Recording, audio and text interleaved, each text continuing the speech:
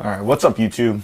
So I'm going to be talking about a little bit of being a photographer, freelance, mobile, Instagram, whatever it is. I feel like there's not a lot of videos out there that speak on this specific type of trade. And growing up in the industry, I always look for videos for pointers, and I never found them.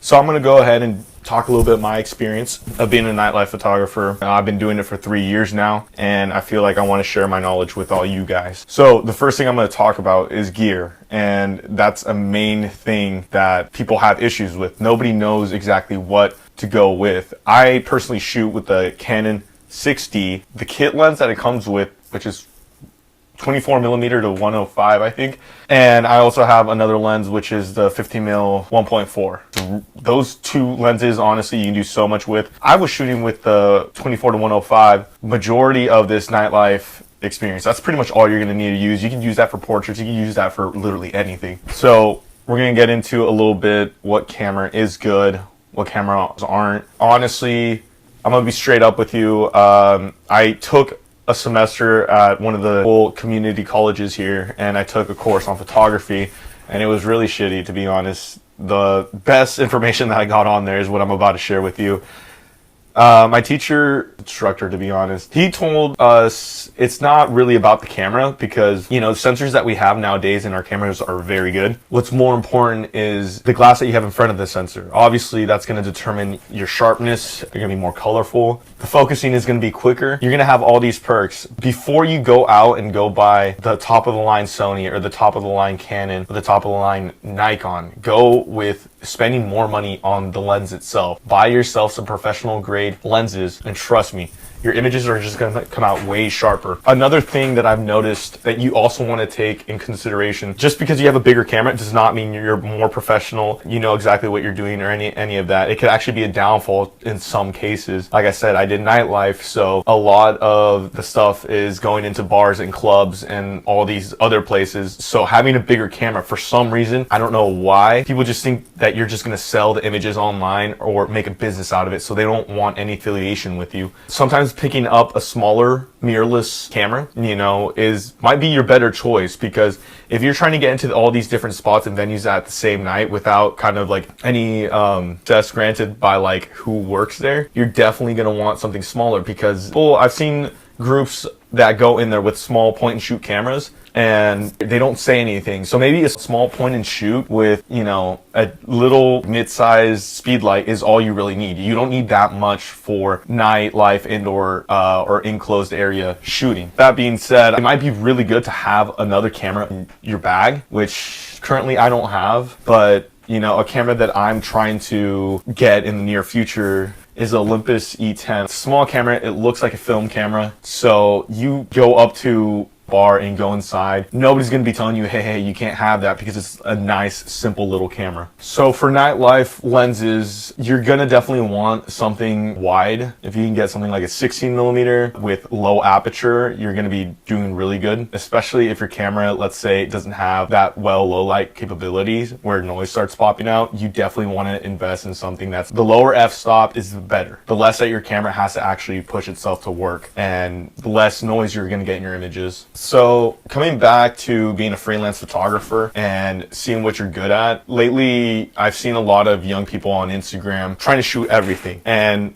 sadly enough, I mean, it's not like everyone's the best at every type of niche in photography. For instance, I wish I could be better at landscape. You know, my landscape photography isn't that good, or my car photography is not great. You want to find what you're good at and what your eye attracts and stick with that, because trust me, there's an industry in everything. If you want to do automotive photography, there's a big industry in that, and to be honest, there's not a lot of competition out there. If you can kind of just find a photographer and duplicate what they do a little bit and add your own twist to it, you're gonna be doing really good in that industry. If you're finding difficulties with other areas, just don't do the areas photography is a big learning curve, and it's all about learning how light works. Kind of like a chef and how to use heat and flame. It's the same thing with us. It's light. How can we bounce light off of here, out of there? So stick with one niche and figure out how light works. And then after that, you can definitely branch out into different areas. And when you learn how certain things work, camera principles, you're going to be able to apply those to a lot of different other niches you want. Portraits, landscapes, automotive, architecture, nightlife. It's just all about experience. So learn it in one area before branching out, or you might not find yourself progressing through photography because you're not actually learning through anything, because you're constantly learning different traits in different photography areas. So another big part about being a freelancer, Instagram photographer, is learning how to network. You have to know how to network. And I don't mean that as in going out and with a group of photographers. I know a lot of people do that. They get a group of 5 people and they go out and then they just go shoot. Trust me, that's awesome. It's fun. Be around different people, but it's not really the best way to learn. You got to go out there by yourself, refine your own vision. So I truly recommend to try to stay away from groups, because you're not going to be really working your own creativity. You're just going to be almost kind of feeding off of other people's creativity. Your brain isn't really working. It's like if you take maybe 200 photos that you went out on a hike and you bring it back and you realize you don't like any of them, well, then you know what to do the next time. But if you go with a group, of course, like 5 heads compared to 1, somebody else is going to be like, this looks good, and you're just going to take a picture of that because that was their idea. So strongly, I recommend working away from that. Another way too, personally, how I grew in the nightlife industry with photos is I paired up with DJs. Took photos of them, sometimes just for fun, and I would just give it to them just as a gift. And the action actually that you see off of people when they see themselves in a nicely taken photo can take you very far. I started out doing little dive bars and then working my way up to doing bigger arenas. I yet to have to shoot at a Coliseum, but you'll work up in venues, and it doesn't even have to be with DJs. It could literally be with anyone. If you know, let's say a baker that has a nice bakery down the street, go there, take their portrait, give it to them as a gift. You never know where that's going to lead you. It's always good to just have your camera whenever, wherever, because you never know who you're going to meet down the street, or when you go on a vacation, or, you know, if you just are hanging out with a couple friends and you guys go out to the beach or something. It's just always be ready. And when you do, don't look at it as any more as an intention of making somebody feel good about an image that you took. If you have fun taking that photo, make that photo so great that other person can feel the same way as you. And if you can do that, just to do you so much you could do anything. Simply, you can establish a friendship, you can establish connections, and you never know where that's going to take you. I can tell you about 10 people that I've met, weirdest situations, like the most, not weirdest, but the most random situations at a certain festival or cooking festival that I was planning on not going or not taking my photo, but because I did, and I was out there taking photos. Either I got questions asked, what type of photography do I do, or I took a photo of them and I sent it to them. Whatever it is, you never know who you're going to meet. Networking as well, hanging more with maybe even semi-famous people. It's always good just to remember, just stay grounded what you're doing. Like, you're just taking photos. There's no reason to get up on somebody. You always want to treat them like a friend. Always treat other people like you would treat yourself. Just because somebody is like maybe an artist or a famous DJ or somebody else is famous doesn't mean you should be nervous. It's like, trust me, they're normal people. Like, talk to them like how you would talk to your friends. Ask the same question. And you making yourself stand out like that is going to make them remember you. Hello, motherfucker. So that's one important thing. Your main focus is just taking photos, and you should always stay observant of them and try to capture those candid moments. Send it to them through their Instagrams, emails, business sites. You never know, you might hear a reply back. Okay, so the next topic is how to deal with competition, especially on Instagram. Something that's moving so quick that I feel like a lot of people, when I go through and I review other photographers' pages, they try to keep up with the competition, but they never try to surpass it. And if you really want to stand out as some type of photographer, it doesn't really matter if it's, in what area of photography you want to be known in. It's just one of the things that I probably would say is find a role model in photography and just look at them. Not saying copy their work, but try to duplicate some of the things that they do, some of the compositions, some of the lighting, some of poses that they might use, or some of the locations that they might shoot. You want to duplicate that, but don't always duplicate everything that they do. Just duplicate one thing and then the rest just go your own way. I see too many posts on Instagram where people are like pretty much taking the same photo, but like different photographers that are taking them. And it's, don't get me wrong, they're really nice images. If you try to duplicate that and try to duplicate the same model with the same settings, I mean, yeah, your followers are going to be appreciative about it because, you know, they're following you for a reason and they're happy that your images are coming out good. But when it comes out to being hired, you're competing with all of those other people you try to duplicate. And sadly to say that you're probably not going to get it. Something that I truly recommend is that you look at what everyone else is doing and do the exact opposite. You know, if everyone's doing a certain type of tint on, you know, their editing, do the opposite. If everyone's doing cold tint, do warm tint. If everyone's doing saturated, do vibrant. It's the opposite. That's what's going to make you stand out. You know, it's like if you have a certain consistency of quality and you just change something differently, it's going to make you stand out. For example, right now, I'm just posting black and white photos on my Instagram. Am I a black and white photographer? No. I like it, but I'm not doing it because of that reason. I'm doing it because everyone else is shooting in color and not enough people are shooting in black and white.